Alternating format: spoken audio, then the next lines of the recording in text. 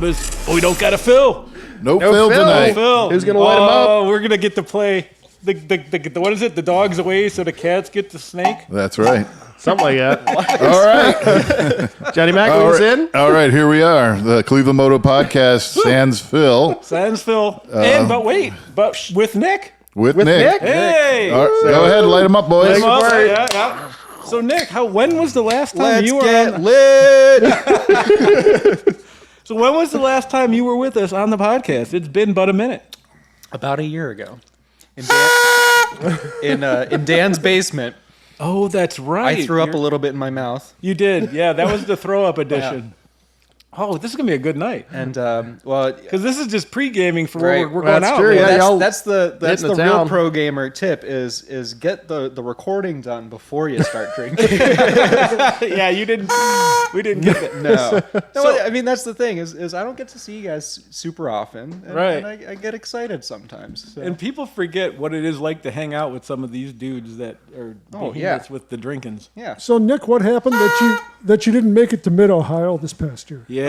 Mid Ohio. I was at a wedding. I couldn't make it because I was in Ohio, but I was just in the wrong part of Ohio. Oh, so that's not an excuse, dude. yeah. That's bullshit. Yeah. Were you actually in the wedding? No, I was not in the dude. wedding. So you could have been there for a day I was or two. What at the hell? wedding. So you weren't actually the one getting married. No. Dude, that's you're a right. send a card, a check Always for the $25. bridesmaid, never the bride. You're right. I could have made it, but I chose not to. But I went to band camp and I went to Barber and you guys didn't show up. So Yeah. what's up with that? Yeah. Well, that's on the captain. He's not here to defend himself right now, but We were working on it. I had a spot. I had everything working. He was like, nope, not going to go now. So we got Nick. Nick to your right. And from my far, far left, Left is far, far right. Well, it's Nick. It's always Phil's left. And to my left, so you have Nick, then me, Steve Sleepy, And to his left, Johnny Mac. Johnny Mac. and to his left, Dan Krumke. and manning the bar. Tom Pennington. There you have it. So there, we got that all out of the way. Yeah. We gotta go for the whole process. do we have topics? Yeah, we do. So We have a count. We have a list. Well, we want to find out. We need a Nick update. So in the true. last year, what have you been doing? What's been going This is on? a Nick update event. We know you haven't been listening to the podcast. I haven't Yeah. been listening to the podcast. To be honest, I haven't really been riding motorcycles. I've been racing a lot of toy cars and real cars. Yep. And riding scooters. So Scooters. And We it's still sad. count. We talk about a lot of scooters. This is the sad part, though. So, like, I raced RC cars professionally, and so I see you going down the path. Oh no. And like I see dudes that like when I was your age, I probably was about your weight. And now I see these dudes 25 years later. And if you put me and John together, it's not even beginning what these dudes are. They just sit there. They haven't seen the outdoors in like 10 years because they just go and sit there and tune cars all day. Yep. They do these like 7-day tournaments in they're- hotels. So they're like guys that do podcasts. Yeah, but I mean, even it's insane. It's like the car world, like more than any of the other RC genres that there are, the car world gets greasy, man. Like, It gets super greasy. Yeah, and you're cooped up inside with like tire traction compound fumes and all this, And I whenever somebody asks about it, first of all, I get kind of weird because I don't know how to explain that I play with toy cars that are really expensive and they go really fast. But you're not by yourself. You're actually not just playing with yourself. You're No. playing with everybody. absolutely, Yeah. absolutely. It's a group effort. and it is an affordable way, and if you get into it, it is addictive as fuck, and it's a great way to go racing. But it is very unhealthy. Well, that that's particular the thing. thing. I liken it to like bowling or something. It's like, where it's like real. You can get into it casually, and then you can get really into it. But here's the interesting fact. So you have the RC car world itself is kind of like a nerd niche, but then you took it. You were like, yeah, that's cool. You can have your nerd niche, but you took it like 2 levels deeper, and you're like, I'm only going to race vintage cars Old from car. the 80s. Yes. Yeah, the kind, 90s the or kind whatever. that the plastic is 30 years old. Oh, God. And they break when you look at them funny. Yep. So fun fact, I actually have one of the first generation gold framed RC10s somewhere in my mom's attic, which I'm supposed to go visit. I was supposed to go visit this week. So if it turns up, I'll let you guys know. Ooh, Yeah, there might be for a dude that might be interested in that. Maybe I'm gonna be. I actually helped put on a vintage RC race, and it's middle of January, and I'm gonna be racing a vintage Gold Tub There you RC10 go. pretty soon. Yep. I was always so pissed off that it didn't come with reverse. It's a race. Does it have the mechanical? It has the wiper mechanical arm, wiper arm. speed control. Oh yeah. But when you race, you can't have reverse. That's That was whole the thing. problem. Yeah. Everybody else had like the frog and what was the other one? The bug. There was a there was a Sand Scorcher. Sand Scorcher. Yep. yeah. And everybody always had those. They were like, no, I've got the really good one. And then they would be like, well, I can back up. And I'm like, fuck you. All right. So what else you been doing besides racing toy cars? I've been autocrossing a little bit. Autocrossing my real old car, which is an old Alfa Romeo. You had that motor apart too, so like you rebuilt that motor, right? Yeah, I did. I was driving home from work one day, and I think what happened is that it's got sort of adjustable cam timing, and that there's like a little pin that goes through the sprocket that keeps everything together. Yeah. And I'm thinking that little pin, which was probably from Harbor Freight, either broke or fell out or something, and then cam timing and valves and It Italianed. Italian. How's for parts? It incapacitated. hardcore. How's parts availability on that little Italian lady? Not too bad if you're willing to wait. So then you slap it back together, and Yeah. you're not like, oh, I'm going to drive it to work. Then you go and hammer on it on an I autocross. slap it together and it's like, let's see what this thing sounds like at 7,000 RPM. in the brake-in oil, still cruising through the motor. Yeah, that'll be fine. I love it. So that's cool. So how has that been faring for you? Have you placed any standings in the? I won a couple events in my class this past year. I didn't go to enough events to actually get the big trophy at the end. Okay. But yeah, it's a lot of fun. Lots of body roll.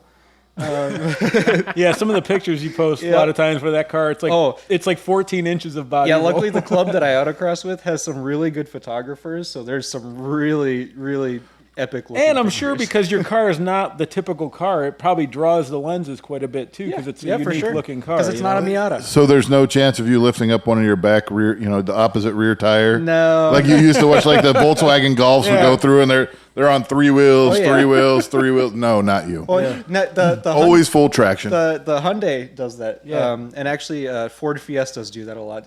Small front wheel drive cars love to lift up the inside rear Dude, wheel. for somebody that hasn't done autocross though, so like we covered it with Summit, and I got to ride in a 690 horsepower all-wheel drive STI, whatever, like completely built. And so the guy was like, "All right," so I'm like a dumbass. I'm like, I have my camera, and I'm like, "Okay, I'm gonna be able to shoot this," and he fucking hammers it. It's fucking violent. It's like I was thrown back in your slammed seat. into the Yep. wall, and then this and that, and and then he's going like 100 miles an hour toward a wall. Yep. And I'm like, what the fuck? Because like racetracks, usually you don't drive toward the wall. But with autocross, you can drive toward a wall, and then he just hammers left, and like the grip of those cars, it's crazy. And the worst one though was the Panther chassis cars.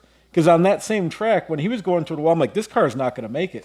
And like when he did it, probably like your car, that body rolled like 12 inches, and I'm like, we're dead. We're fucking dead. But that fucking thing hooked around, and I came this close to being like, I need to autocross. Well, if it's rolling, it's gripping. So. Yeah.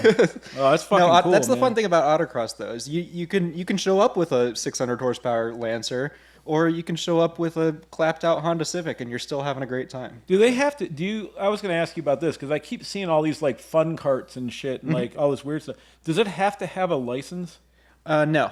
There's a lot of different like modified classes and stuff like that. You'll see people showing up with Corvettes that are completely stripped down. It's like a tube frame but with a big V8 on the front but you can see straight through it. And Yeah, that's what like. So these guys are making these like they're calling them like autocross carts or whatever. Oh yeah, no, like And- a Miata cart or the Vet cart. but these guys have a chassis now, so it's not. It's it's an actual like tube frame chassis that you swap all the drive gear. it's from like whatever. an aerial Atom or a Yeah, but it's even less than that because it's not made for the street. Like it has no things for fenders or lights or anything. a license plate is too heavy. Yeah. Turn signals too heavy. Yeah, all right. So that you could do something like that. and run it. There's some modified classes for those. You also get some like old Formula V cars and stuff like that. I always thought those would have been great for that. Oh yeah, Yeah, those are they're cool. fun to watch. Yeah, definitely. So that's cool. So So you're up here for the holidays, obviously, right? Everybody have a good holiday. Everybody have a good Christmas, Dan. What did Santa bring you, Dan? Oh, we don't do that. You don't like a bearded old fat man? So We don't exchange gifts. oh. So No, what? no. The truth of that is they both still believe in Santa The only Claus. Christmas gifts I They're got, still I was waiting. here on the podcast. What's that? The only Oh. Christmas gifts I got, I was here on the podcast. Well, did you get? Okay. okay. Now the next question I have for you, Dan, is: did you get anything in the auction for the bourbon auction? Did you? no, not that I know of. I crapped out too, so I can't say. So did you buy anything else? Bourbon No, wise? no, I haven't been out bourbon shopping. I didn't really want to buy more bourbon. I kind of get you. I kind of have a you lot. haven't seen my bourbon cellar. You kind of. I think you sent a picture out a little while ago. Not on not. I think on the list. Yeah, because you were doing a tasting a couple weeks ago. So All okay, right, nothing Mac. for you, Mac. What do you got? Well, I did Christmas full bloom.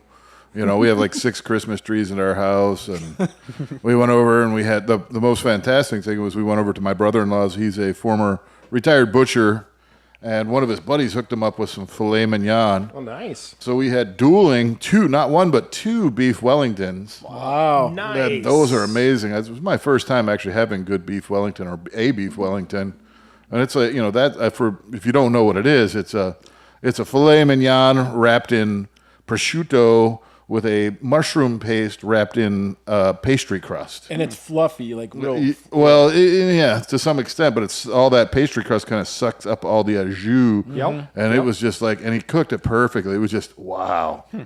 Yeah. So, did that, then went and visited my mom the next day. And, we do presents and stuff. I got a nice little buffer. I got what I asked for. Nice. Craftsman V20 little buffer I wanted to, so I could spiffy up the cars and stuff. You can come over and detail my car. Sure, no problem, bro. we go. $200. There we go. Hey, that's a steal some places. Yeah. Oh yeah.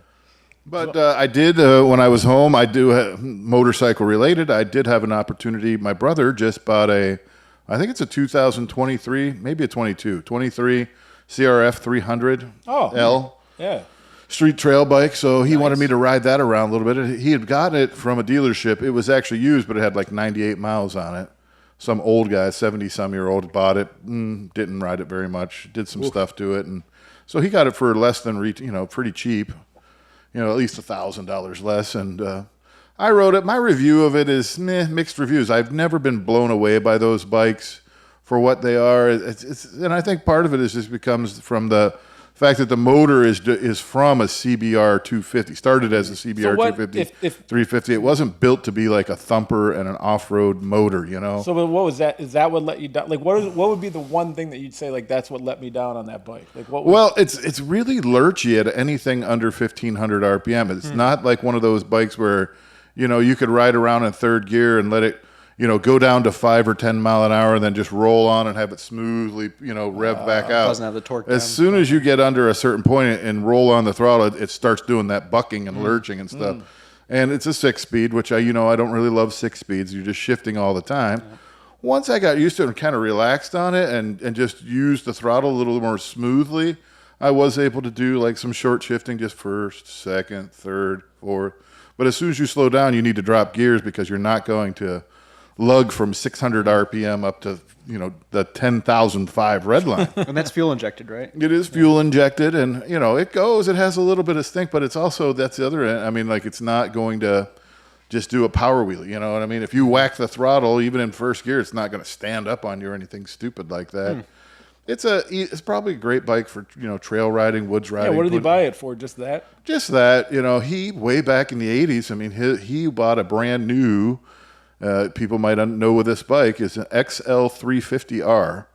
So it was a street trail bike. It was a 350 single, and it had sort of the twin carb arrangement. It was like one carb was like there was a real carb and then a dummy carb that just had a main jet. The BMW F650 had a very similar setup to that. What does it do? On. It just kicks in? Or? It just kicks in. And so, you have 4 valves per the one cylinder. Yep. So there's 2. So instead of just having 2 valves in one intake, it has 2 separate intakes and 2 separate carbs and 2 separate exhausts. So it's a kind of a Twingle-ish kind of setup.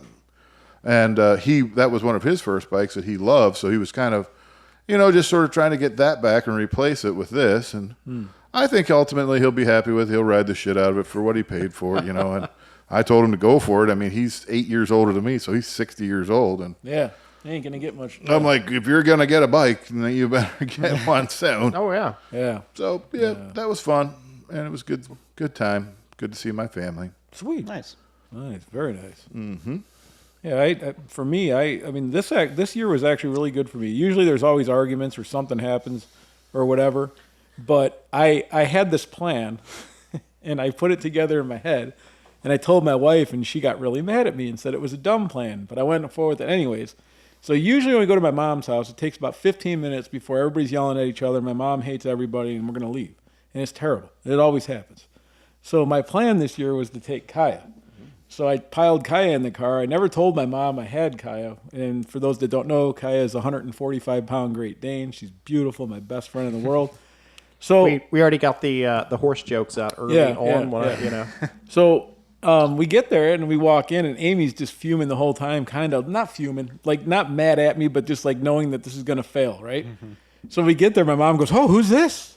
I go, "This is Kaya." I'm like, that. Within 1 second, she goes, "Oh, you needed a dog to replace Garmin. This is great." She goes, "Oh, she's so beautiful." And then my dog was on her best behavior the whole time. I couldn't believe it. She was like perfect. My mom was in love with this dog. We visited for 2.5 hours with nothing but smiles, handshakes, hugs, no arguments, no anything, and then we left. And so then I got to drive home just staring at Amy, smiling. Now, Sleepy, when we got here, you said something. What's that? You said this is the first time in a long time your wife got you something a really nice gift for Christmas. What'd you say you got? Yeah, so like for every year I usually get socks. I'm not kidding you. Like everybody's like, "Oh yeah, dads get socks." I like socks. I love socks, but if that's all I ever got, You it was can just get socks dude. at other times besides Yeah, Christmas. like there was nobody ever was like, "Oh, That's you know news to what? me, I bet but- your dad might want something other than socks." You know what I mean? So this year I got socks or whatever it was, and then she was like, "Oh yeah, and there's a thing in the garage." I was like, "Oh really?" And I went out there and she got me a rolling tool cart, man. So that was cool. Nice. Like, yeah, I was like, actually a fucking present I could use. Let me give you a hint. Don't make it vague or let them choose or even have any ambiguity into it. Just send them the direct Amazon link and put it in the cart so that all they have to do is And type in your credit card in. And for type it. in the credit card. I find that to be effective. Link to your account. Yes, that's the most effective way. Now, those of you listening at home, you can buy socks the rest of the year. Holy Yeah, right. shit. I know it's weird, Nick. You can walk into a store. Actually, Johnny Mac brings up an important thing. You can buy socks on Amazon. Can you imagine? You can buy them. Take my hand for a little walk down. You can It's buy them. Christmas morning. It's Christmas morning. You're all sitting by the tree with your little Star of Satan on top, and I got yelled at. and you hand your wife a present and say, "Honey, you're really gonna love this." And she opens it up, and it's a pair of white socks. Or maybe even better, a broom Let's go with the tidy whities. or something like that. A nice pair of granny panties. Right. Well, you know what? And you ever get this excuse? What would she say? Oh, not good things. But do you ever get this excuse? My daughters and other people have literally told me, "Well, the things that you like, nobody's going to buy you those, so we just don't bother." Again, There's that, or send you're so hard to shop them the for. exact thing you want. Johnny Mac has She's proven she knows where Harbor Freight is. Oh, yeah. Also, So hey, now you've set it up. You Hey, just have to send her a link to what you want from Harbor Freight. besides motorcycles and guitars, which admittedly can be expensive and not a gift-worthy type of a situation. Very true. But what is something else I like that's very accessible? weed, I mean, dude, instead of a sock, weed-related man, accessories. I got you a nice tie-dye. bong. Here, your mom's going to help you open it. Johnny Mac, you bring up an important thing though. You mentioned Amazon. Amazon has wish lists. Of course, Johnny Mac has a wish list. So if you want to buy him a Japanese-made outfit, it is on his list. But you can always set those up.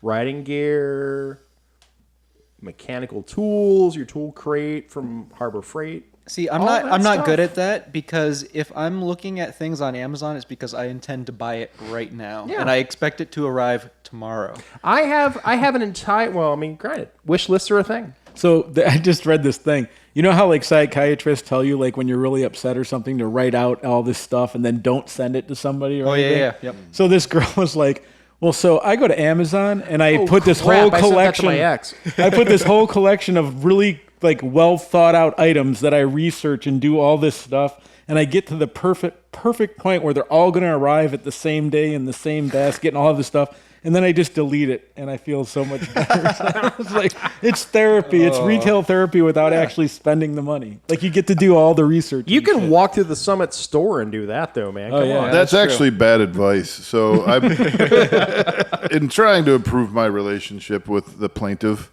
I have looked into it, and I know that I have this resentment. And one of the things that I read about it is like resentment is actually a you problem.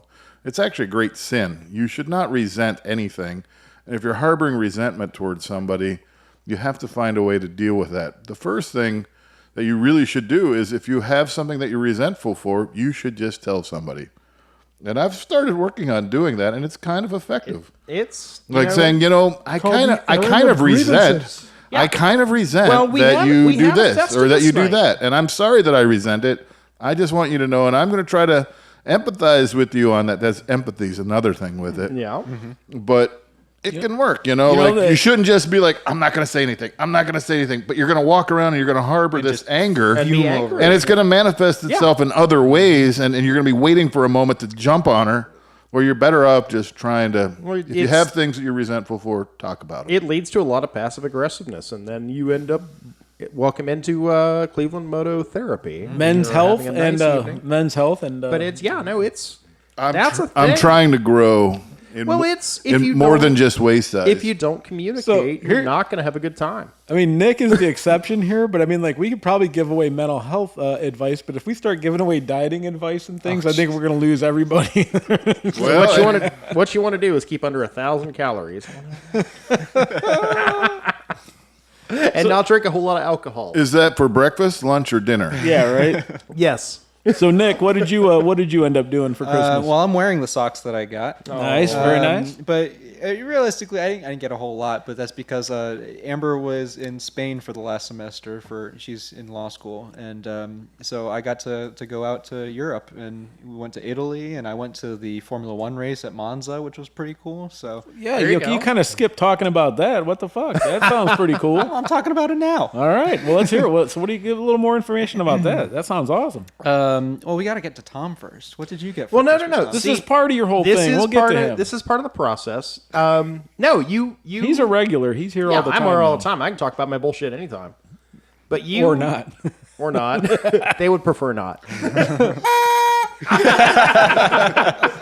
No, because okay. One of the things I'm going to jump a little bit here, but one of the things I have learned over the years is that you don't gift is not always a physical thing you have to receive and therefore shove into your garage and or closet to forget about and year keep for after the rest of year. your life. Yeah, and carry it around like baggage. You actually, if you're talking about going to Spain and the F1 and everything else, this is as good, if not better, a gift than receiving socks Yeah, absolutely. because you get an experience. Yeah, right. and that was kind of a big thing between Amber and I, where we didn't really want to, get each other knickknacks or things to clutter the house with, because we already Especially if you're moving to Brooklyn. exactly. We already have way too much stuff. I'm already gonna have to sell all of my garbage. So I'm wearing the socks, and I got a cool experience going to Monza.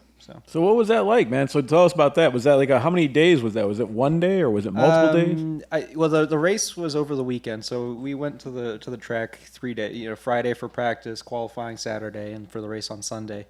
And it was really amazing. I've been to Formula One races before, but honestly, here's a real pro tip. If you're thinking about going to a Formula One race at Miami or Austin, even Austin, Texas, Austin's a pain in the ass. it is about the same price to book a flight to Europe and go to any of the races over there. It is just such a pain in the ass over here for some reason. The United States has 3 races, but they're all overcrowded. They're all crazy Austin was overpriced. hot and dusty Yeah. and dirty, and I spent way too much money on alcohol because I was in the middle of the whole thing. And honestly, by the end of it, I was just tired of it. Yeah, so if you're thinking about going to a Formula One race, get your passport and pick any of the historic great F1 tracks in Europe to go to. So now when you Are there any FU tracks? Those are mostly in Japan. but when you're there, do you have a seat or is it like you're just in the ground? So You could do either way. You could get grandstand tickets, which this time we got general admission tickets. So it was basically, find a nice spot that you can see the track from and stand up against the fence. We had to kind of post out a spot and sort of stay there for the race day. But Friday and Saturday, we kind of walked around a little bit and, to figure out where we wanted to stand for the race. In Cleveland Moto tradition, did you try to steal anything while you were there? Yeah. Did you come home with any A souvenirs? lane marker. Well, A tire. I personally didn't, but at the end, you can... Amber, way to go. Well, she's becoming a That's lawyer, my so girl. she can't admit to anything. But not in court. But afterwards, you can run onto the track after the race is done, and they have the podium ceremony with the big crowd of people on the straightaway and stuff like that. And I saw a lot of people stealing like the brake marker, 100-meter brake markers or DRS signs. That's what and Phil stuff has, like that. some like number off the scoreboard or some shit. Yeah, so that's always fun seeing what people are ripping off of the walls. Nice. All right, but you're on. So you came from North Carolina. Yep. Now you're up in Ohio. I am currently in Ohio. That's correct. Yes. Okay, and physically. then you are going to Kentucky. You said? We might stop. My parents live in Kentucky, so we might Okay. make a detour down there and see them, and on our way back to North Carolina. Yep.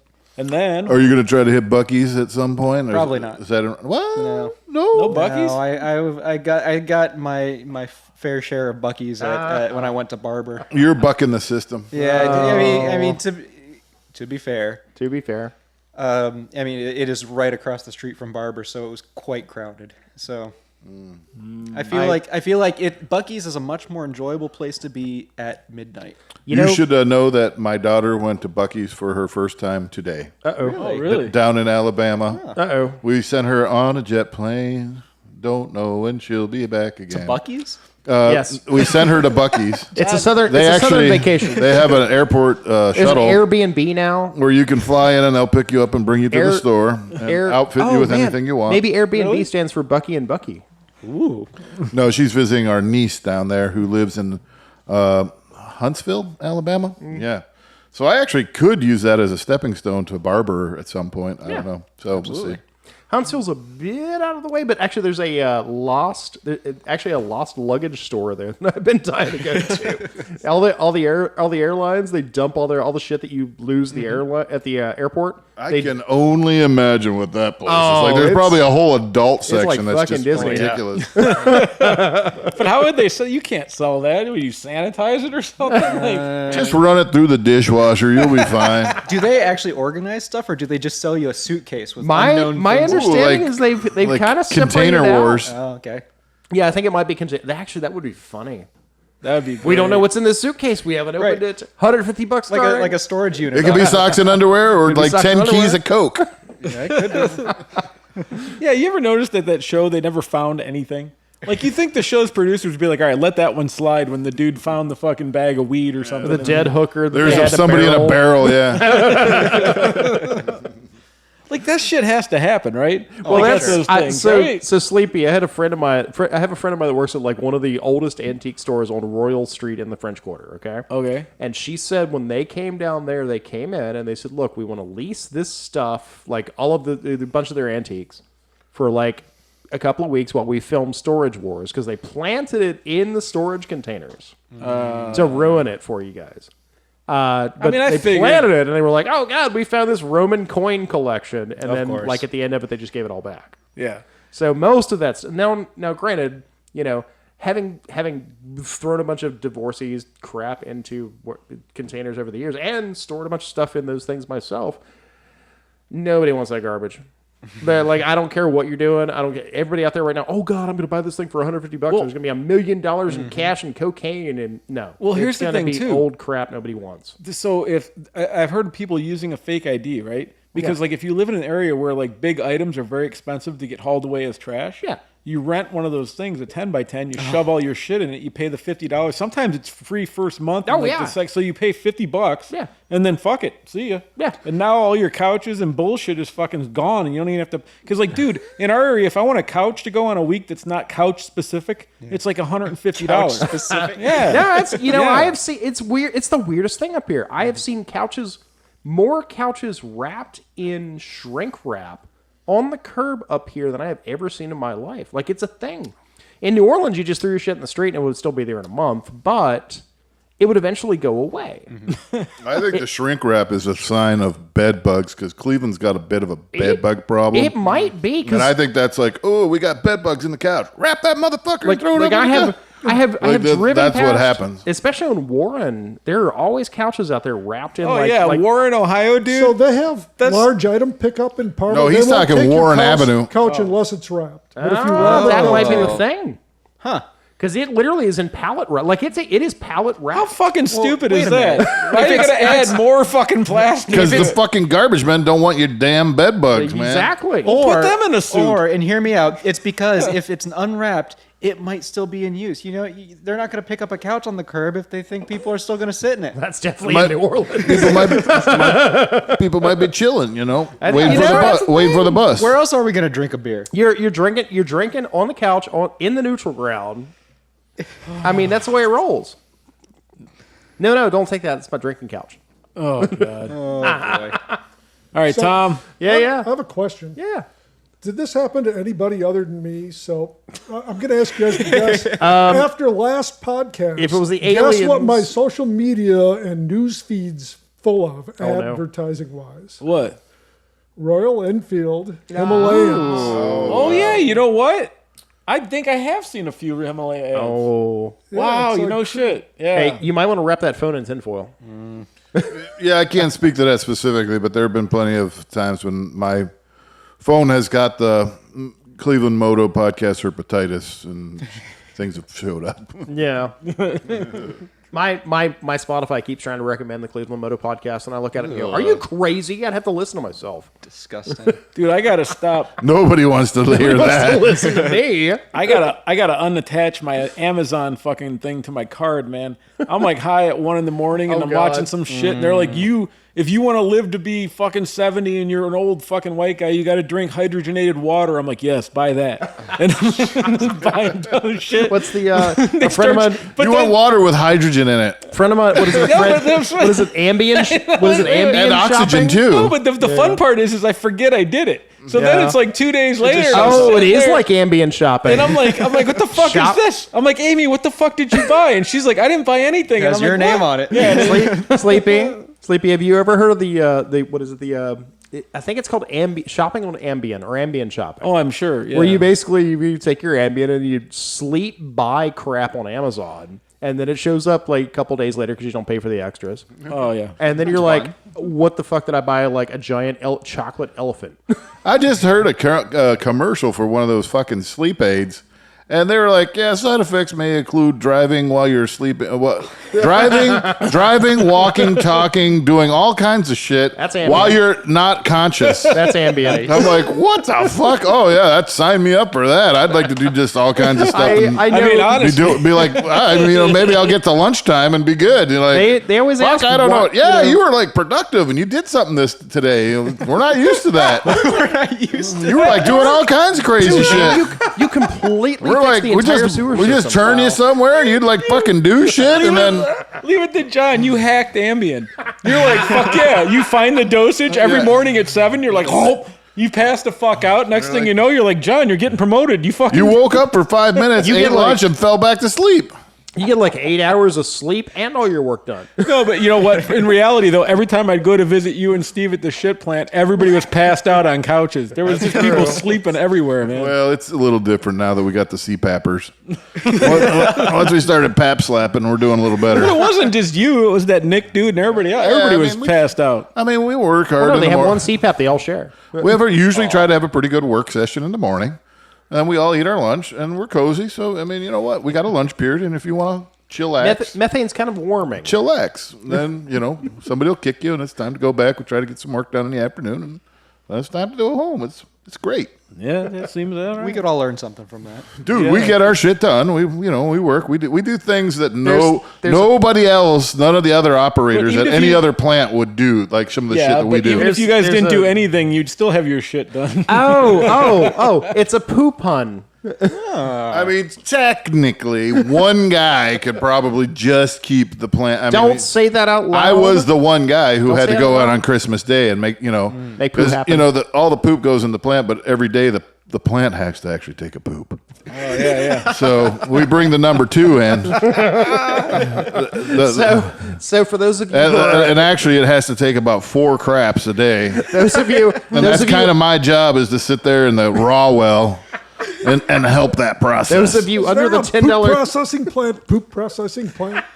Well, yes. As a matter of fact, we just got a new one installed. Called Lake Erie. under the $10 level, you have just heard a beeping for the past 5 minutes. The plant takes a poop, and it goes out to the lagoon.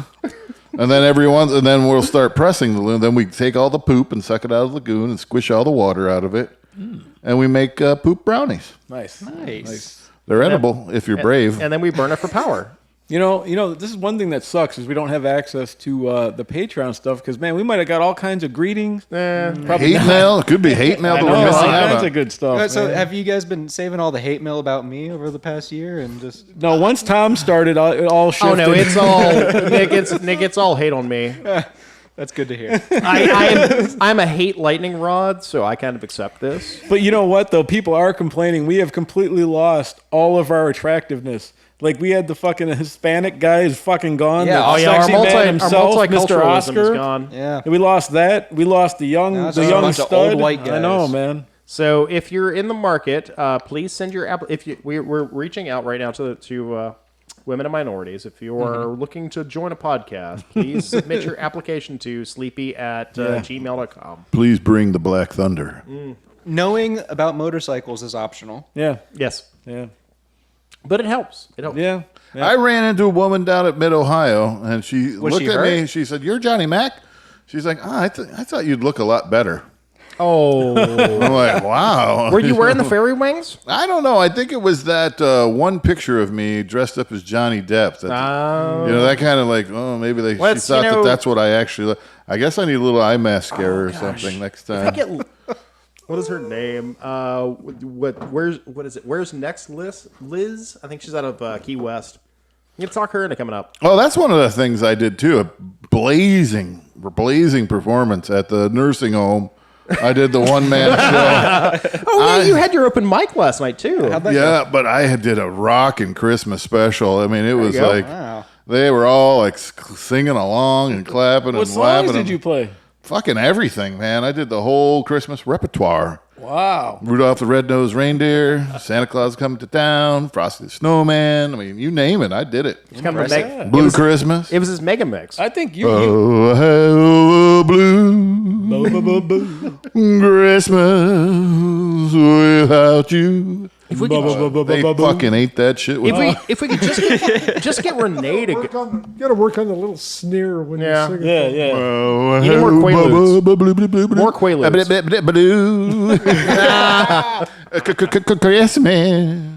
Oh, that's awesome. That is the best version. Yeah. So what'd you play last night, man? Oh, yeah. I don't know. I think I opened it up with a Gordon Lightfoot song. You know, my is that neighbor one? loves it If when he you does. could turn back time. My neighbor loves your Gordon what Lightfoot, by the way. the world would be Doo-doo. like a. I have to have the words and stuff in front of me. I did Gordon Lightfoot. I did Doors, Love You Madly, or something like that. Dan, I did a Jim Croce song. What was that? I Got a Name. A couple others and stuff. And then towards the end, while they were cleaning up, I busted out an Old Lang Syne.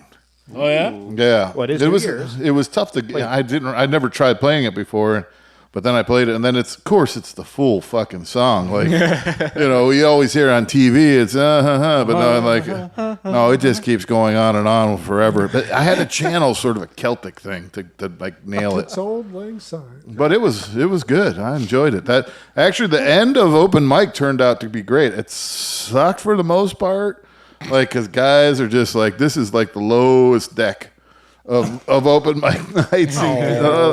I think so. I mean, like it's not like you got like guys or everybody's trying and it's fun. I mean, it's still enjoyable and it's perfect for me because I don't want any kind of high pressure. Yeah. I like being able to be at least mid-level in the pack. No panties being thrown. No. I mean, I don't know. Dan's wife was kind of getting ready to. There you go. But at the end though, well, everybody played together. Oh, that's So nice. then it really it lit up because then everybody found their special soft spot, their place, and the guy jumps on the keyboard, guy jumps on the fake drums, electronic drum set. The guy had a bass, acoustic bass, and they had some songs and everything, and we lit it up. And so end up with like 3 guys playing guitar, a guy playing the bass, a Formed keyboard, an a thing. open mic band. There you go. Everybody just trying to sing They're along, opening. and it They're really. opening for Taylor Swift next week. Nice. No, dude, that's synergy, man. That's what I'm talking about. So, like, I just had this discussion with this dude, and I was trying to explain the difference of like playing and singing, or even DJing, whatever. That was right? me. It might have been you, but the synergy of fucking playing with people like that, like like all of a sudden, like you're jamming with these people, and like it just seems you can't. That's something you can't pay for. You can't do shit. You got to be there. It has to be a moment. That's awesome. I'm glad you experienced that. That's cool. I think I played a Neil Diamond song, didn't I? Crackling Rose or something like that. Yeah. Did you see that video? What's the Neil Diamond song? That's the bump, bump, bump. Sweet Caroline. Bum, bum, bum. I just played that today. I was doing karaoke with a neighbor. There's a whole movement right now that hate that song. Yeah. And so they showed this dude in England of all places, and he's on stage and he's like, Sweet Caroline, and the audience is like, bump, bump, and the dude goes and pulls his legs from underneath him, slams him to the floor, and just drags him off the stage. The guy's like, what did I do? It's so terrible that it's funny. Yeah. Yes, assault is always funny. Everybody. Yeah. If you're playing along at home, assault your friend. All right, so Don't do that. motorcycles. Anybody get anything motorcycle or give anything motorcycle related for Christmas? Nope. God, we suck. We are Wait. terrible. Well, man. like I said, Hey, I got to hey, ride a Sleepy. motorcycle the day after. That's Yeah. about it. Sleepy. Yeah. Since I have not contributed yet to this entire event, and I started. Oh, that's right. Yeah. I have to share with a group that while I spent the entire day in my robe watching television and drinking wine, because that's kind of the slob I am, we now have, thanks to Christmas, a on-demand ice maker for the bar. So that is what I received for Christmas. That is sweet. So now it literally will make ice on demand while we sit here. Because so every time Phil comes down and goes, I would like to have ice, and I don't have to run back upstairs to get it. How on now, demand? do you pour water into You it? pour or- water Yeah, into it. okay. It's a little tiny bucket, and then it makes ice, and it bumps it into the little bucket. Does it do those little tubes of ice? Yes, it does. Oh, those are so those are sweet. the Yes. best. And no, it is the good stuff. Whoever created that, people talk Becky about, spared no expense. dude, people talk about inventions and stuff, right? And like you go through all of it, and like they're credited with some of the best in the world. But whoever invented the little ice tube, That's got to be the best one. It's got to Yep. be up there, Yep. man. You can, because like for some reason it It makes does not, drinks better. and it doesn't block the flow of beverage. We talked about this. Exactly. I mean, you can drink right through those little tubes. It's like the Bucatini of And ice. then the best is when you get it in your mouth, you can poke your tongue through the Yep. little hole until Yep. it dissolves. Little tiny nuggets of ice. It's perfect. It'll go right next to the martini machine. I guess that's tangentially motorcycle related. Well, no, that's important to the podcast. So you're tossing your drink salad over here. I see that. Okay. So Wait a second. There you go. So Dan, didn't you ride your motorcycle on Christmas Day? There was talk. Dan, There was you did go talking on the about ride. about a Santa ride. I actually had a Christmas sighting. I confirmed it was him going the opposite direction on the parkway. what was he riding? The 130, the TNT 135. Okay. Wow. Which one of you was dressed up as the Grinch? Oh, I saw that guy. Pretty much Chris with the bright green, yellow. No, but there is the helmet. Grinch guy. Yeah, he Either would. is Grinch. He would probably be the closest. Dude, but there was the guy. So I was going to see Ryan. I dropped him some parts off. I got him. And on 90, in the rain, like 2 days before Christmas or whatever, like when it was kind of cold and rainy, fucking Grinch on a fucking Harley just rolling down the highway at like, I don't know. He had to be free. He must have had 30 layers underneath his Grinch suit, man. But you know what doesn't look good is a wet Grinch. Chris even waved to me when I went by. Yeah. Of course, had no idea who I was. Yeah. The Grinch was drenched.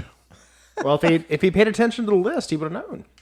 Yeah, right? Yeah, because you said, nobody wants to ride.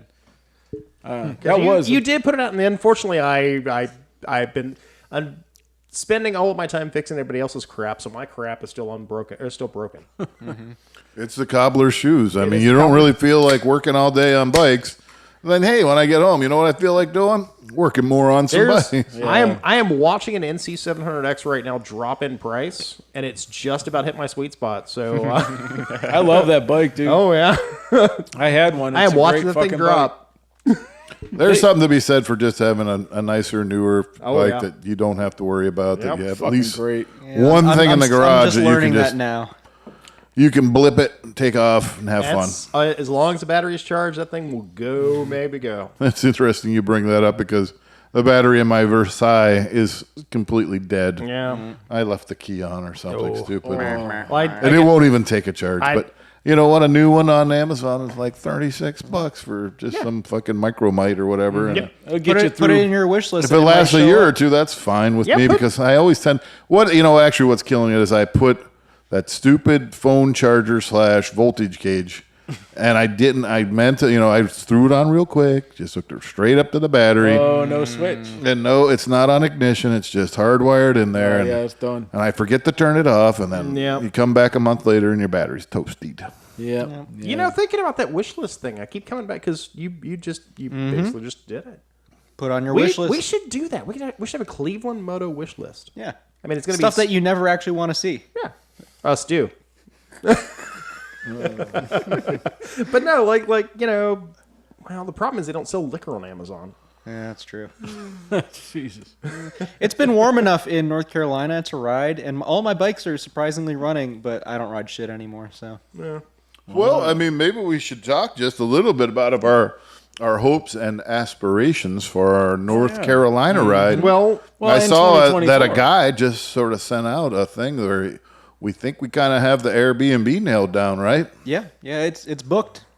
It is bookered. oh God, don't put that out there. People want to come along on the ride. Yeah, fucking go down. You're more Get than out. welcome. Just get your own Airbnb. The address is And it just, and it We're just gonna be happens. working. We're gonna be working out of Waynesville. And smack dead in the middle of the trip happens to be my birthday. So There we go. I'm going to bring a couple extra fun. I mean, fucking totally hit us up if you want to meet up with us. Yeah. bring Buy Super us a round of drinks. You're more than welcome. bring Super Hawk parts. Bring actually, Or a you know trailer. what? You know what? Bring your guitar and your banjo because Sleepy is really lamenting the fact that he's not in a bluegrass band. Oh, no. That's Well, true. I'll have a whole set ready to go for that. That's See, I mean, we can all meet up at the gas station, at the bottom of the Dragon, and go out the Tapoca. What is it?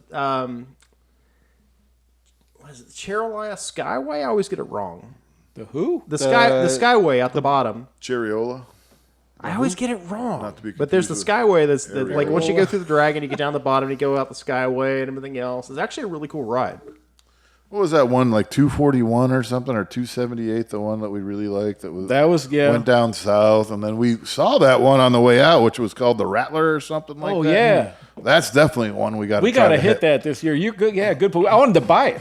Remember there was that whole dude. This thing is called. They're trying to make it something, right? But it was like a road. It's called the Rattler, and it was like I don't know. It said something like 470 turns and 40 miles. That's or the something. problem. Is everybody always talks about the Dragon. Every road down there was like that. Yeah, right. They marketed it first, Yeah, right? it But worked. here's the thing. On the end of this fucking road, they had 127 acres for sale, and it had like this whole flat plain area, and then mountains and all this shit. And I was like, dude, you could put a restaurant, a hotel, have an ATV course and fucking trails up through And the suddenly thing. it's Asheville. Yeah, and then dude, and then you have the thing there. You have off-road, on-road. You can have an adventure rider park, guys to try their adventures. It'd be fucking sick. Get man. on that, Sleepy. I tried. I put out the word. I said I on, need man. about $40 million. I can put in about $40. Chump change. So I mean, to one of these guys out there, that's Yeah. nothing. I got the whole business plan in my head. So if you want to contact Sleepy at ClevelandMoto, We're looking for investors. Yeah, our Patreon is going to have to go really a lot higher for this. yeah, Here's your opportunity to get in at the bottom end. Yep. yeah, yeah. As Johnny Mac would say, at the back door. I'm not kidding though. It would be amazing, dude. I would go there every fucking. awesome. Yeah. Even if I didn't own it, I'd go there. It'd be fucking. And because I didn't know. So when I went on that Jeep trip with Summit, I didn't know. Which, hey, clap. You were on the Velocity channel. Yeah, that was Channel 455. Yeah, that's cool. With those guys from Carcass Right and next everything. to, right next to. He's a fucking superstar, Yeah. man. TV and everything. He's gonna get too big for us. Yeah. But no, but Next that's thing we know, I'm gonna have to work the board, and that's just gonna get weird. yeah, that'd be bad. But the interesting part is, Pull some knobs, twist some levers. if you go around here off roading, like you go to Beaver Creek or something, if there's a stand or if there's a guy collecting money, it's some hillbilly dude with what, and there's no fucking anything, whatever. I didn't know that places like you go down to this Windrock place where we went the day after the Carcass show, but even the thing with the Carcass one, AOL or whatever it is, Trails of America, TOA or whatever, that was nice. But then you go to this Windrock place, and it's like Buc-ee's, but for off-road with 1,000 miles of trails behind it. Like, it's beautiful. They have all facilities, services. They have cabins and camps and all this shit that you can They got rent. rubbies, tuggies, windies, the whole whatever you need. No, but I mean, it was really pretty impressive, man. Like, it was just cool. No. Because I went to this place south of Branson that Bass Pro Shops owns a little while ago. And it's kind of like that, where they have cabins and boats you can rent and go fish on their giant lake and everything else. So these giant adventure parks have become a thing, and you're not wrong. And your idea about at the end of the road building a giant adventure park—that's not a bad idea. No, dude, it would go. I mean, it'd be huge. But you know what's crazy? Like in Tennessee down there too, like at that Windrock place, when like you're literally on, I don't know, 12,000 acres or something, like, or however big it is. So like we were on this crest. We were riding this Jeep over these fucking 3-foot tall rocks over a crest that next to us was a 1,200-foot cliff. And I'm like, if somebody wrecked, nobody would even know. Like for, I don't even know how long, nobody would even know. Like, it's just the fact that they can get insurance and keep those places open with that, it's fucking crazy, man. Well, that's you're talking about, because as you said, $40 million to do the thing at the end of the. Yeah. But that's the trick, is that these places are so well. Like I said, Bass Pro Shops has an. I am pretty entire- fucking sure you completely signed your life away before you ever got on that I'm trail. sure. I mean, there's But have you any ever paperwork. If you signed your paperwork on one thing, it was a fucking waiver holding them completely harmless for anything you. Yeah, but every top- lawyer I've ever talked to has said that none of that doesn't means matter. shit. When- if you die, you can still sue them. Hey, Sleepy, Yeah. you'll laugh at this because you're talking about legal court challenges to you doing stupid shit and them letting you do it. Yeah. The Derby in New Orleans, okay, Big Easy Roller Girls, The Brown Derby. Brown Derby. Oh wow. Well, there's two of those. Well, there's several of those actually. But they had the disclaimer that they wrote that you had to read in court, because the first thing was you had to read it was, it started with, "I'm a fucking dumbass because I did something stupid and now I'm trying to sue people for letting me do something stupid." And what you're because you're right, even if you sign a waiver, you're still going to have the option of suing, and anybody. I mean, you could try to sue anybody for anything, but you're not going to win. Yeah. Well, that's debatable, but depends on your lawyer. But I would this just, entire thing. If you want to spend $1 million, you can probably win 100,000. That's true. no, but what I'm saying is in a situation like that, like they call it like whatever Rail Rock Trail or whatever, Right. whatever it's called. So it's a designated trail, right? Yeah. Yet at the top, there's a lot of areas where like if you're going this way and you don't know and it's your first time, which it would be your fault for not spotting or doing what you're supposed to do. But I didn't see a lot of markings. I didn't see a lot of shit like that. I saw a lot of overgrown stuff that, Yeah. because some of these trails are hard enough where they don't get used all the time. Yeah. And like, is there any kind of negligence by the owners because they're calling it a trail? They're saying that it's a maintained-ish trail, Right. and then it's not as much. I don't know. We It was are weird. not lawyers. We do not give legal Yeah, advice. call your lady. Absolutely dude. not. You try to sue that place, and a bunch of hillbillies are going to be creeping out of the woods with ghillie suits. That's not a Fucking good shut. idea. True. You shut down the true. park. We're going to fucking. Oh, You're a dude, fucking dumbass. You know why I know that's true? And this is 1,000% on my heart honor. So when we did flip the Jeep and we had to get these dudes to help us right it and pull it out, right? So I hit up my boss and I was like, hey, these fucking guys helped me and Justin get the Jeep out. He's tell them we'll give them gift certificates and whatever. So I'm out there collecting fucking. I'm like, hey guys, we appreciate it so much. Summit wants to give you guys some gift certificates for helping us out. I'm not kidding.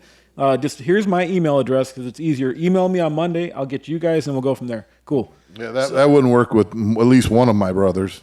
Well, I mean, what am I going to do? I don't have nothing out. You know what I mean? But anyways, so I start getting emails from these guys, right? And so I'm like, sweet. I'm like, here you go. I'll get your information and send it to my boss. My boss is like, yep, I'll take care of it. So he does it, but something happened where he ordered so he got digital gift cards, right? So whoever gave him the numbers were bad. So I send all fucking 5 of these guys digital gift cards, and they put all this shit in their thing, and they're all excited, and they hit, and it's like invalid. Dude, they went from being nice to like, fuck you, God, I'm gonna kill you and stab you. I'm like, dude, hold on, let me clear this up. So then I cleared it up, and then they were like, I love you guys. You're gonna really good. Just calm the fuck down. Right. But to your point, I'm just saying, like, that was over a $50 gift card. Can you imagine the dudes that own that park? down. Yeah, that's not gonna be pretty. That would be some fucking interesting shit right there. Wanted man in South Kentucky. Wanted man in. What bikes are you guys planning on bringing down? Well, what are our intentions? Are we going to do the same kind of shit we did last year? Or are we going to go to more of the curvies and ride more of the fasty curvy stuff? I mean, you guys know me. I like riding super twisty, not crazy fast. And I think we're going to have... Chris Smith is probably going to bring his J Anus. I hope he doesn't bring his Janus. Well... Doesn't he have a fucking... what's the V thing?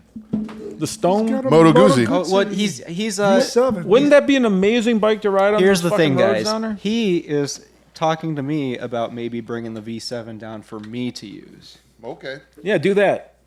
Because otherwise, y'all are going to be stuck on the side of the road while I try to fix my Super Hawk. Yeah, no, ride his thing. So if you're gonna, I don't know. You're bringing what? You're I'll probably bring my Versys. That seemed to work just Very really well last year. very versatile. Yeah, I was very happy with that. I might like to get new tires on it or something, but yeah. I mean, I don't know, but it was pretty cool on the KLR, but I fancy the Versy probably. Yeah, see, I'm debating either the Twin or the Z900. Like when we were on the You really should just bring the Z900. Yeah, You got to get that out of your system. a little bit. I think I do. Especially since this might be the last one. Why? I'm moving. So what? You can't. We all fucking drive 10 hours. You're gonna. I'm not willing to do that. Where the fuck you going again? Possibly New York. Oh, New York, New Schmork. Yeah. Fuck that. I don't know why in God's name you'd think about doing that. Well, I'm not thinking about it, but I'm gonna have to sell all my stuff, including motorcycles. So So if you're just tuning in, That makes me very sad. we're about to have yet another fire sale. yes, if anybody's, I've got a 66 Honda Super Hawk, a 69 CT90, an 82 Vespa Grande. Nick, that's moped. no bueno. I don't care. In my life, I'm never selling my Super Hawk. So I just really think you should evaluate your decisions last in this life. year when we were in Western North Carolina, you were talking to me. Oh, you could always buy another Super Hawk. You could sell this and be okay if you want. I don't think I was ever trying to tell you to sell the Super Hawk. I was he was trying telling to you to buy something I was else. telling you to get a new bike, unless Well, I think I've kind of realized that I'm not a motorcyclist. I'm a vintage motorcyclist. I live for this shit. I want the bike to die constantly and always make me sad, and that's what I live for. you give me the feels. Well, Nick, have you ever had a Bring it in. reliable bike? I want to hug you. the newest motorcycle I've ever owned was my 1991 Suzuki Bandit 400. Yeah, that was a fun bike. It was a fun bike. I shouldn't have sold it, but It was leaked- reliable, so we had to get rid of it. Well, it no, was reliable. It leaked a lot of things, though. No, and it No, it didn't. overheated quite a bit. No, it didn't. All I'm saying Dave, is what are you anybody talking that's ever Remember the gotten rid of their pinhole in the Super gas Hawk has tank? regretted it. And you were freaking out because it was leaking gas all over That was everything? just a bad paint job. Yeah. Okay. All right. You forgot. So to it put leaks. the- Maybe that's why I was only getting like 30 miles to the gallon. I still love the fact that you sold that bike to a girl who just took off across country and you never heard from her again. She never saw it. She flew in. I met her at the airport, and she took the bike and she went off into the distance. That is fucking So crazy. if you're, I so if you're one of the three girls, I kind of admire that podcast, that blind because faith. Sleepy has done the demographics of our podcast demographics listeners. are not good. And you man. know somebody that has a Bandit 400, or you are Yeah. someone that has a Bandit 400. Nick would like to hear from you. See, You I got to like. figure if you're a reasonably attractive young lady, I mean, just reasonably. I'm not even saying smoking. You know, you can jump on the bike, take off. You have problems. There's fucking people are gonna flock around to try to help you and do this and they'll load it. Oh, I'll help you. I'll get it on your truck. We'll take it. My buddy can fix it. Oh, okay. Maybe you'll have to pay some money for parts and stuff, but somebody's gonna help you. Yeah. I mean, I get it if you're buying a relatively new bike, like, you know, BMW or something off a guy, and you're like, hey, fly and ride, cool, but... Right, but a 30-year-old sport bike, yeah, no, that's sold as is. You know, God, I have said, because, again, this is going to come back around, as somebody who lived in a tourist destination, a rider's destination for a long period of time, we would see God's favorite idiots about every month. Because they would have driven the worst motorcycle you could possibly buy off of Craigslist for $300. Not fucking kidding. They would roll in and be like, yeah, I need an oil change and it's smoking. And I'm like, dude, you're missing 3 exhaust studs. Your wheel's flat. The front one's square. I don't know when you had brake pads. Like, yeah, well, I'm headed for Mexico. So what do you think you can do for it? I'm like, burn it?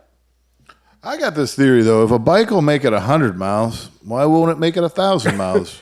Why won't it make it 2? You know what I mean? Like, because it's not charging the battery. Right? I would check some things like that. But I had somebody roll in with I think it was an 09 KLR 650 was the first year of the second generation.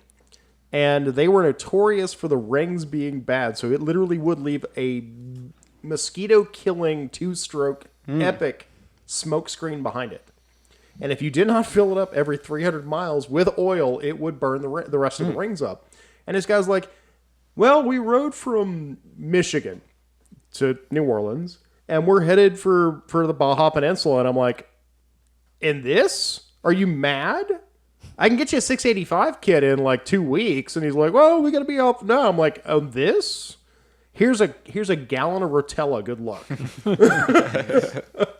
It literally was a 2-stroke burning KLR 650. Wow. And off they fucked. Yeah. They Never to be heard from again. And never to be heard from again. That's a win. Does anybody want to hear motorcycle news? No. Sure.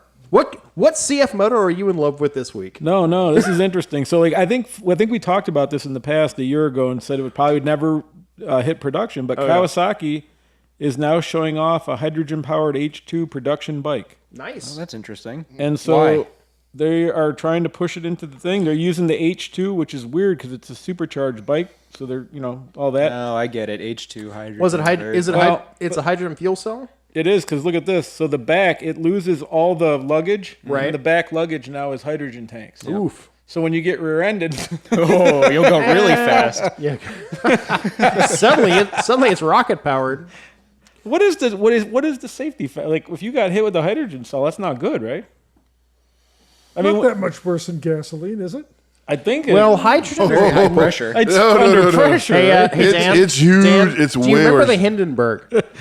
So if you took Everybody remembers the Hindenburg. if you take a garbage bag and you fill it up with acetylene and you light it on fire, all the windows of all the houses anywhere near you are going to blow out. Oh yeah. If you did the same thing with hydrogen, pure hydrogen, it would be even worse. I mean, didn't you do the experiment where you make hydrogen by taking some water, you do electrolysis and you put a thing and you get high, and you light it and it's just a little bit of hydrogen. It's enough to be like, boop, like it really pops off. Like hydrogen is hugely explosive. So yeah, you wouldn't want that to cook off. No. Yeah, so you don't want that behind you with the possibility of getting rear-ended by a fucking... Well, you can assume that those tanks are like those. They're probably the ones that are they're wound. Yeah, Yeah, it's the woven at least as It's good, undestroyable tank Yeah. that you can't really break. as it, good, so. if not better than like an oxyacetylene tank. Yeah, Yeah, well, that is interesting, On though. the bright side, its tailpipe emissions is only water. that's true. Yeah. Because But I didn't think hydrogen fuel cell vehicles were actually burning the hydrogen through the motor. It was like a Oh, are they generating electricity? like off a of it? generating electricity and stuff like that. Honda had I think it was the Clarity for a while, the older Clarity that had that was a hydrogen fuel cell. I cannot remember if it was an oxygen generation or electric. It's one of those things that's in the back of my head where it's like, yeah, Honda had it for a while, and they would only lease them, and then the 6 or 7 Hollywood movie stars that had them on lease were like, no, we're not giving them back, and they had to hunt them down. I mean, they're all motorcycles are hydrogen vehicles. They're burning hydrocarbons. So Okay, got? so What the you got? the Kawasaki Hydrogen H2 is a highly modified Ninja H2SX, complete with a specially made supercharged 4-cylinder engine like the original bike. Utilizing the H2's existing supercharger technology plus direct hydrogen injection makes sense to provide the much leaner to fuel air ratios that hydrogen requires they for are still producing directly reasonable amounts of introducing power. hydrogen. The standard luggage that comes with the SX has been replaced with hydrogen fuel tanks. This eliminates its cargo capacity and even a passenger seat. But this is the prototype for testing, not quite a production bike yet. Right. Reports vary on how the bike is refueled. Some sources, including WeBike, say that there is a fuel inlet between the dual taillights. Others, like CycleWorld, say that rather than traditional refueling, hydrogen will be stored in canisters inside the saddlebags that the rider can swap themselves, like a SodaStream CO2 canister. Yeah. Interesting. For what it's worth, I was looking. does at anybody where here at the hydrogen stations- table? Does anybody here at the table have a source for where you can go buy some Well, hydrogen? that's what I was just saying. Is Okay. I I looked think up. I do, actually. I looked up, and For there farming are stuff, there are they have- no hydrogen stations in North Carolina. So Your host. I think I have one out by me because all the farmers, I think, use it for something. I No, that's methane. No, that's the free stuff that floats by every day. I mean, hypothetically, you could have your own station because, I mean, you can use electrolysis and turn water into hydrogen and oxygen. Oh, hey- capture, pressurize. Hey, J-Mac. Maybe liquefy Johnny. hydrogen. so hold on. So wait. So okay. Now you just spurred my brain about something. So you see these videos from all these guys that do that to their fucking '84 Ford Ranger, and they put the fucking little hydrogen thing in their fucking thing, and it bubbles up, and they put it. And it's supposed to get 5 miles to the gallon more. Would that work? What those guys are doing is it's an air oxygen. It's a vapor system. So you Well, they basically say they're put making a hydrogen. no. They're putting a bong hooked up to it's seriously, it's just like a bong. It is. Hooked up to your intake, and what it does is it sucks water vapor into your intake. And they used to do it. They did water injection to like bombers and stuff in World War II. And what it does is give you infinite octane, adding a little bit of water to your stream. And even like commercial trucks, like diesels or something like that, they'll actually have a water injection system. So when they're under high RPM and higher load, it protects the engine, and it does make it work more fuel efficiency. And I think there is a chemical process where you're taking the hydrogen and oxygen that's in the water, and under pressure and heat and combustion, it separates and makes a more efficient burner. they do that also for like super tuned turbocharged engine, like water methanol, and because it also cools down the intake stream. Right.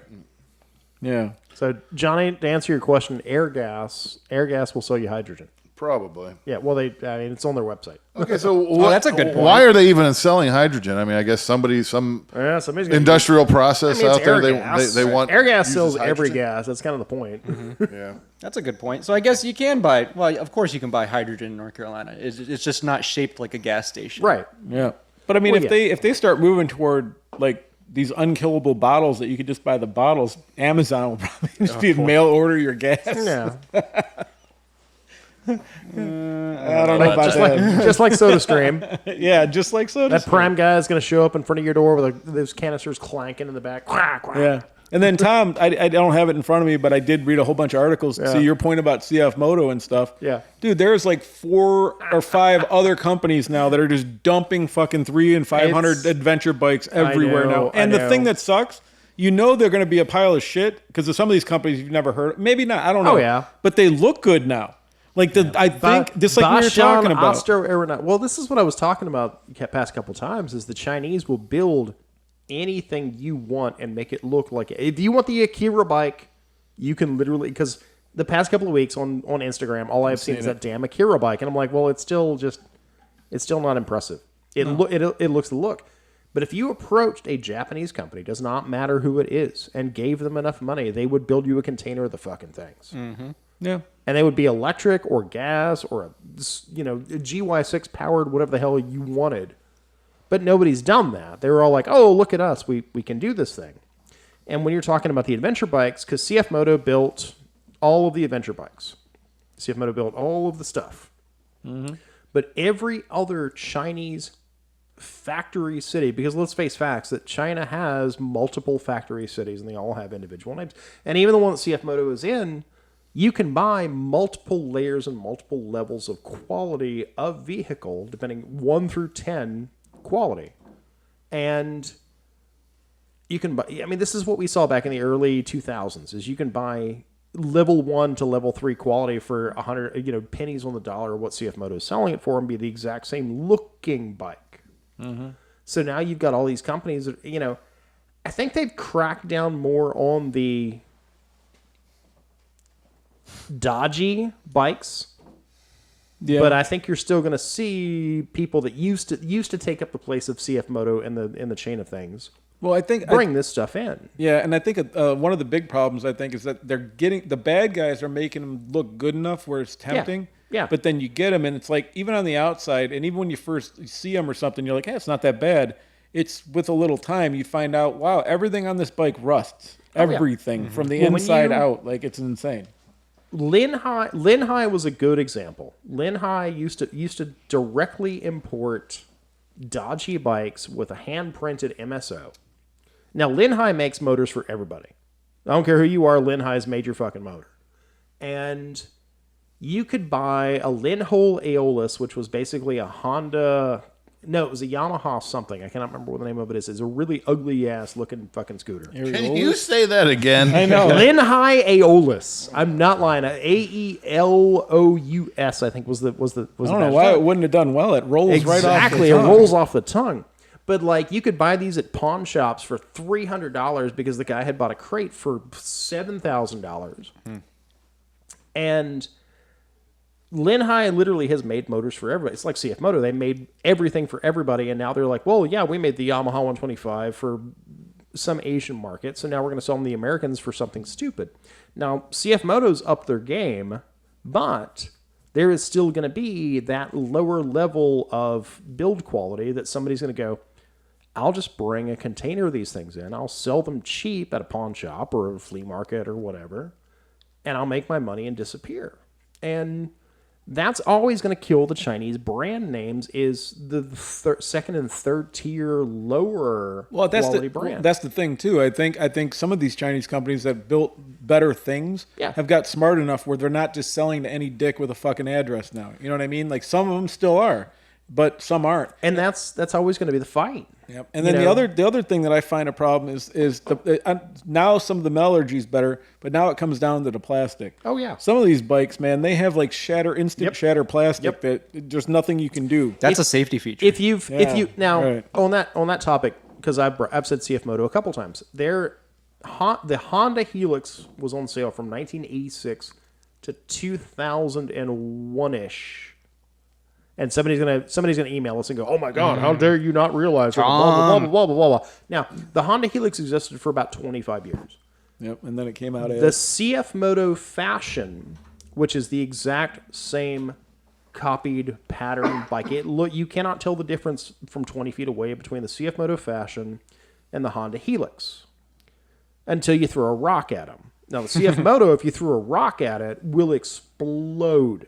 The plastic is so brittle in the thing, if you look at it sideways, it will crack. Yeah, they just don't have that right. You're talking about the exact same thing, where for some reason the Chinese have not figured out plastic. Yep.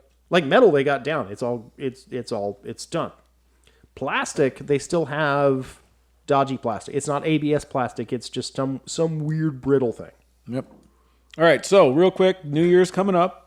We got, 2 days till New Year's? Something like that? What is today? 29th? 28th? Today's the 29th. Yeah, today's Friday. Sunday is New Year's Eve. Yeah. Okay. Monday morning, you will be into 2024. All right, put on your mystic hats, starting with Dan. On the spot, what is your prediction? Give us a motorcycle-ish prediction for 2024. Prediction? Yeah. What about like a resolution? Both. Actually, you know what, Dan? Do both. Let's do both. If you want a resolution and a prediction, you do resolution and or prediction. I don't know. The prediction, I'll take the easy one. Triumph's going to sell a lot of 400s this year.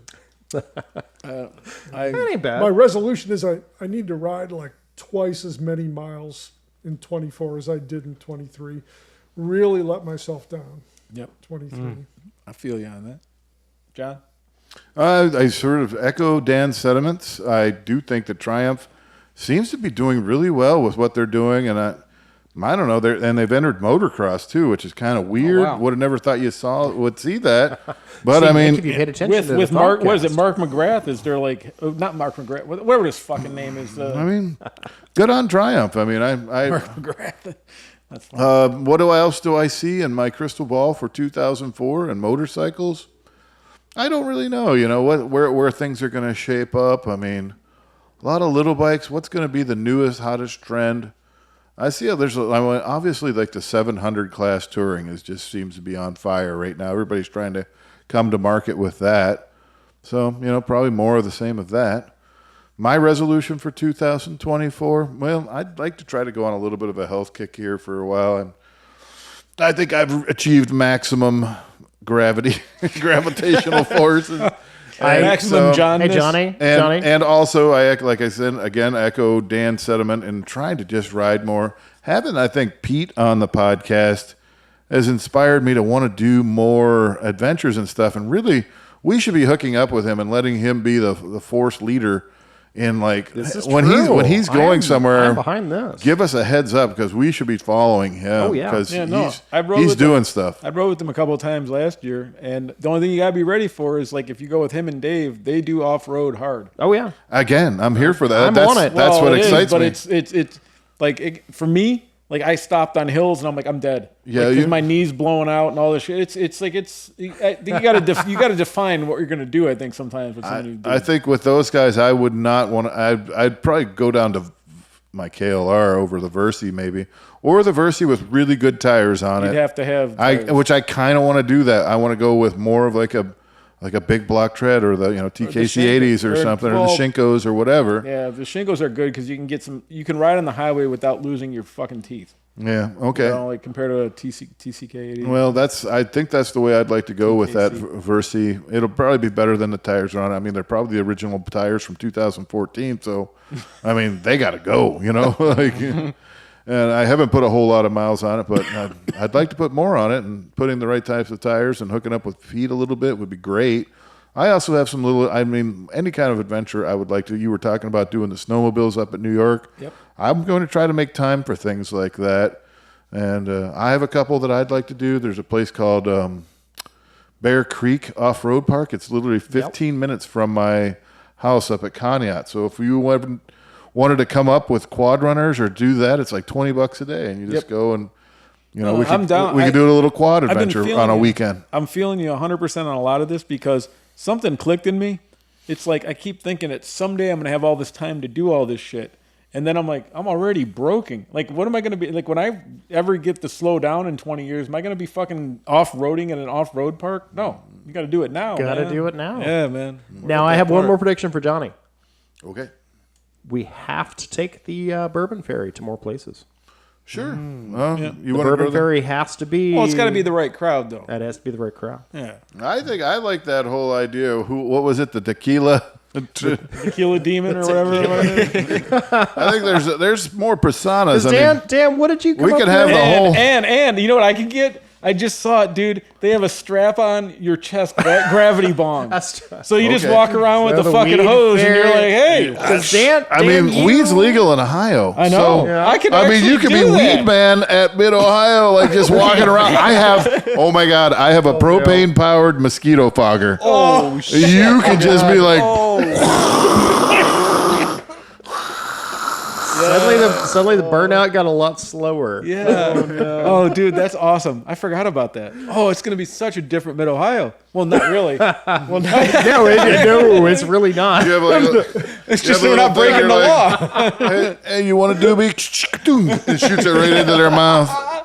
I love all this. This is all. No, has to happen. but Mid Ohio is going to get a little bit weirder, I think. Yeah. Maybe I'll go this year. Well, I hope Nick, the fuck so. Nick, we need to Jesus make Christ. sure. I mean, if you have to, too, just fly Nick- in and we'll get you there. Nick, and I'm sure we have Nick, enough I still bikes have to your ride. Mike Wazowski costume upstairs too. Oh, So shit. I made that my Facebook profile. Oh, Just yeah? me in the costume on my Vespa. All right, so my predictions for 2024, I think kind of what you were saying, that 800, 700cc touring adventure class. I think we're going to see a lot more of those bikes kind of coming into play. I think that's a good, kind of a sweet spot between that 660 to 800 cc's for a little bit I less predict weight. that none of them will be better than the Tiger 660. But I probably They won't beat the price. I mean, at $8,300, that bike is just, it's crazy for what kind of deal you're getting for it. Yeah.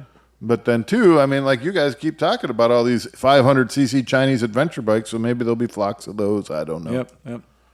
And then I want to ride more too, but I think my biggest resolution is I'm going to sell a lot of bikes. And because I rode 25 some thousand miles last year, but I did it across 10 or 12 bikes. So each bike got, well, I guess it's fine, but you just don't feel like you really, you never get in the, I've ridden this bike 5,000 miles this summer. Are you keeping the pop. Africa Twin? Oh, yeah. Oh, absolutely. Never I mean, mind. if he sold it, I might buy it just because out of spite. Yeah, no, but if I- you're looking to buy a used bike off of one of these guys right now, check in on the Discord at. Hey, Sleepy, what's our Discord? I don't know. What is Discord? Oh my God, you're old. Disc what? Yeah. I don't know what a Discord is, dude. Oh my God, you're old. Is there a Cleveland Moto Discord? There's gonna be apparently. Ooh, okay. You can bitch in real time at Tom. Like, let me just ask you this. Let me just ask you this. Where in my, and maybe I don't know, but where in my life would I need to know about Discord? Discord? No, it's actually no. Do you not know what you really don't know what it is? No, We'll I talk fucking about no this clue. later. But Okay. so on No, Tom, he doesn't know what it is. Do you want me to explain it? No, Tom, we don't want you to. Then never mind. Nick, We'll what's your talk about it resolution later. for next year? Yeah, what's I your, want him to because I don't know what the fuck it is either. Hey, next we're gonna have Twitch. I know what Well. Twitch is. We've had Twitch. We used to do live Twitch. I'm not really up to date on motorcycle stuff. Tom, you know about Schlurp? That's the Slurp. fucking- Yeah. Do you know what? Hey, do you know what the Riz is? Yes. Actually, you know what? I want to go more Nick DeVito, and I want to get my fucking Corvette running and drivable. And Ooh, autocross. I do. There you go. I don't know if I'll get to autocross, but I just want to be able to fucking take that thing for a drive and like just have some fun with it and stuff. And yeah, it's sat in my garage this whole year. I mean, I drove it like last year, but now it's had a problem. It needs to get back to fucking fighting shape and get out there because I do enjoy that, and it's a great car. So Cool. It's either that or get it fucking sold. All right. Good A resolution. Kia Soul? No. All right. What's your resolution? My resolution is to sell all my motorcycles and sell all of the parts for motorcycles that I don't own anymore. And before I sell all my motorcycles, I want to ride them more. Okay. So, What's your prediction? You got a You prediction? should be like, I'll ride the bike to wherever you want me to as long as you fly me home. There you honestly, go. that's not a bad idea. You know, you can Actually, that's include a that in the terrible sales idea. price. Yeah. My prediction. He might never get there. My prediction is that I don't know anything about motorcycles right now, modern motorcycles, or where anything is going in the industry. Nor do you want to. Nor do I want to. I think eventually Chinese plastics are going to get better. Yeah. And I think that's all I got.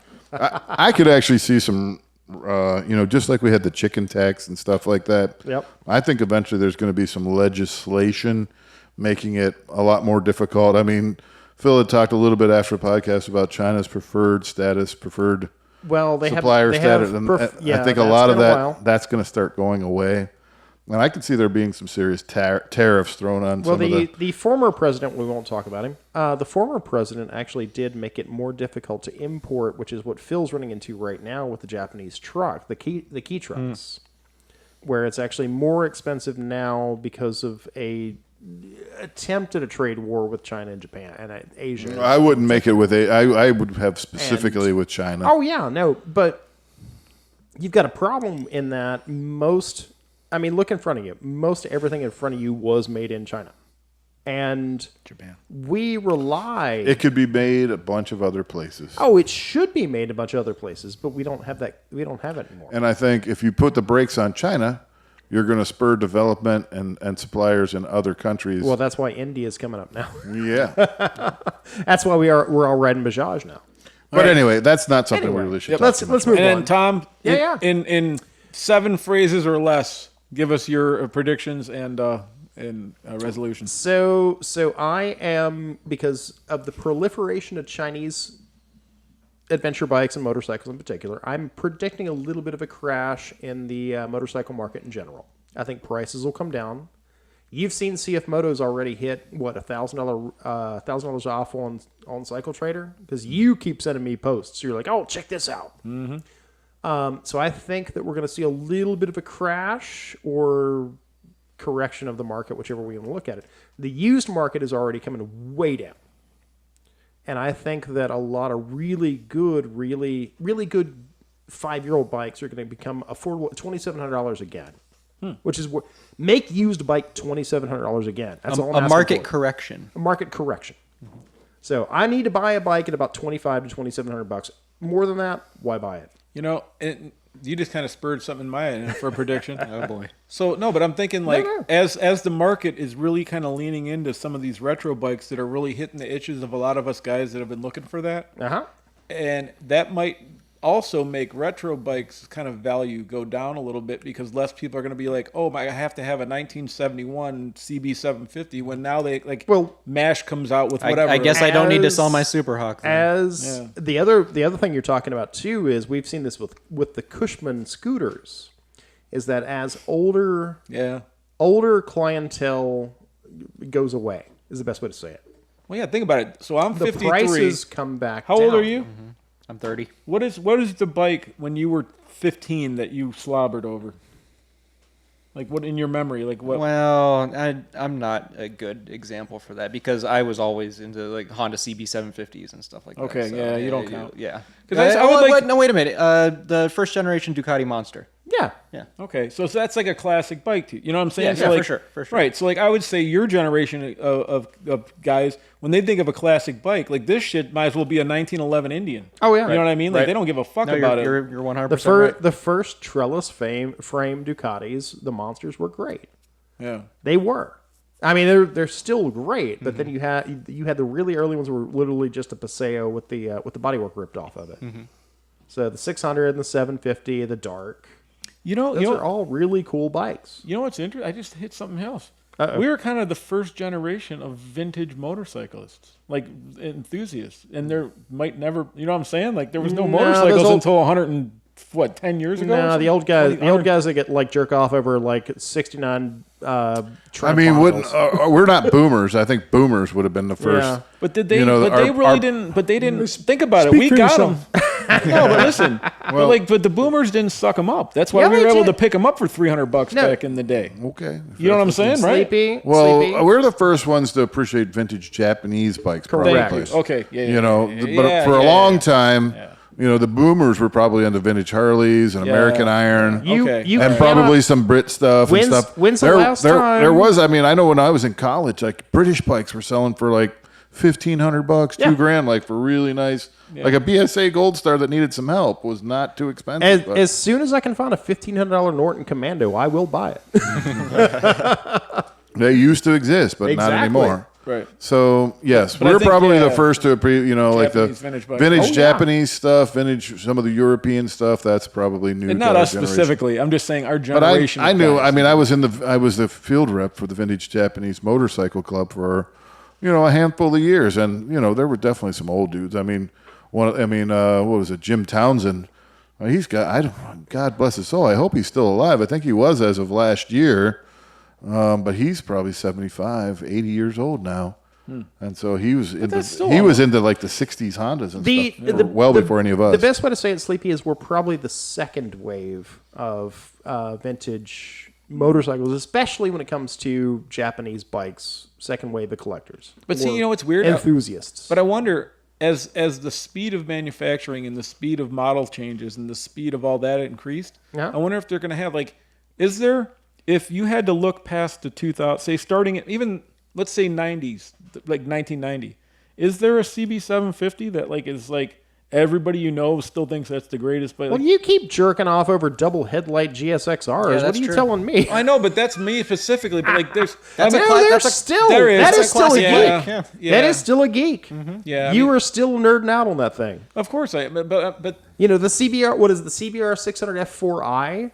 Do people collect those? I assume they do. I think what'll be collectible is the things that were still collectible today. Yeah. The mini moto shit from Honda and stuff like those Groms and stuff like that. People will always be into that because it's attainable. Especially if it's stock. Because Yeah, think about how many are right. just fucked. Oh you know what I yeah, no, mean? there's a, But, but I think generations from now, people will still be riding Groms because they'll still be out there. The just thing, because of- the thing I've heard talking about this, the thing I've heard most is that the 86-ish to early 90s before there's a specific cycle took them bought everybody. You're talking about the GT and Dyno BMX bikes. The prices on those have gotten insane because people of our generation who could not afford them or whose parents didn't buy them when we were kids. 6 years ago, I found my Hutch Trickstar in my mom's attic. Yeah. Perfect. Like Yep. I just put it up. Like she took it out of the garage and put it in the base or the attic when I was like 16, right? Whatever. And just put it away. I sold it for $5,800. Yeah, I know. Like, but that's Jesus the Christ. thing is that there is always going to be that generation because our parents, for example, they all bought 50s and 60s era cars, and then as that generation moved on, you bought late 60s and early 70s hot rod, the street rod, Mustang GTs and everything else. To the point that fastback 65 Mustangs are unobtainable at this point. Well, that's the funny part. Like, it's now funny to it's hear moving. a Fox body called a classic car. Exactly, but that is now a That 40. is That is now a weird. That's true. 40-year-old car. Yeah. And you're talking about people of our generation who, I mean, I grew up in an 84 Mustang L, an L model Mustang fastback. It was at a 3.8 liter Windsor motor in it. It had the V6. It didn't even have the 3. It had the 3.8. And I look at that car and I go, I wish I could buy that car again, because every Fox body Mustang has had their motor pulled out because some jackass wants to put a 351 in it. Yeah. But now you can't find a stock. It had that Scotch, the weird crosshatch pattern, fucking I know. interior and Yeah, shit. I know exactly That was the what you're talking '80s all over with a little tiny thing with all the lights and stuff on it. You can't find one of those because every asshole wants to fucking drag race them with a big motor in it. As they should. So now, if you find one like your Hutch, like your BMX, everybody's like, I will pay you $7,000 right now for that car. I didn't know what to put on that bike because I'd go to forums and some guys like, oh, they're worth $300, whatever. So I was like, you know what? Let the market decide. I hate eBay because of the fees, but on something like that where you don't know the value, you kind of have to. Yeah, you kind of have to. Yeah. And fuck, dude, the one day I was like, it sat there for a couple days and went to like $400. I was like, oh fuck, maybe that guy was right because now I got to pay a fee. Yep. And then as the last day came, It literally just like blew it was just like drrrr all day long until like the last. And it was that crazy. that is always going to be the determining factor of anything older than 10 years old is who wants it more of the generation that wants it more. Yeah. That didn't get it when they were growing up. What is it, the USS Flag, the G.I. Joe USS aircraft carrier? Yep. Everybody wanted that as a kid. It was fucking $700 when we were kids. Dude, That was the holy grail. I just saw it at Castle Noel in Medina. It's the Christmas place. Yeah. They have a room of all classic vintage toys, and they have it. I never saw it in real life Oh, before. yeah. It's fucking huge. Oh, dude. it It's like is. it's bigger than this table. It's like from that chair to fucking Dan. Yep. A friend of mine had a friend of mine's parents had a toy shop. Is the only reason I ever got to see one in person. Yeah. And everybody was like, "Oh God, I have to have this thing." I'm like, it is literally like having a train set in your basement. It's bigger than that, dude. It is. Think about it. The dolls were what, 9 inches tall? Yeah. Well, So yeah. or whatever, the GI Joes. Yeah, the little one- This little thing was ones. made for them. So Oh, like yeah. the top of the boat, the thing, it's like this tall on top of the boat, man. It's fucking crazy. But that's the thing is you're setting the value on something that somebody when they were growing up wanted very badly, and now that they have a little bit of expendable cash, that's what they're going to spend it on. Is I wanted that thing as a kid, and now I can afford it. Yep. And on that note, I think these people should go and afford their time and not Yep. listen to us babble Y'all anymore. ready? Yeah. You ready So, for it? Sleepy, lead us out. We're gonna hit the no, bars. we got John, play us John, out. fall asleep. Ba ba ba ba ba ba ba ba ba ba ba ba ba ba ba. Happy New Year, everybody. Happy